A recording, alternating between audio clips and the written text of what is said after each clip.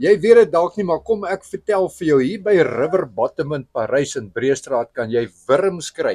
Dis nie sommer net enige wurm nie, dis allerlei soorte wurm.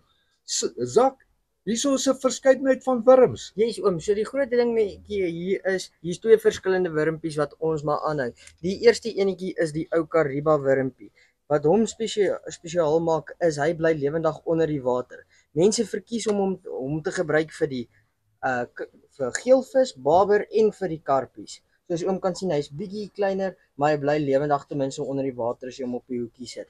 Dan kry 'n mens die ou springwurmpie. Oom, die springwurmpie is 'n groter wurm, maar wat hom besonder lekker maak is hy word baie gebruik of mense verkies om hom te gebruik vir baber en vir geelvis.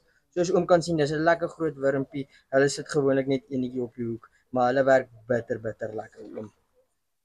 Hierso kan jy kom wurmpies kry om aan die hoek te sit en jy sê watter wurmpie vir watter vis, Zak? Die Kariba wurmpie verkies mense om nog vir enige visie te gebruik, vir die karpies, die baber, die geelvis, en dan die springwurmpies verkies hulle om baber en geelvis meer te vang, oom.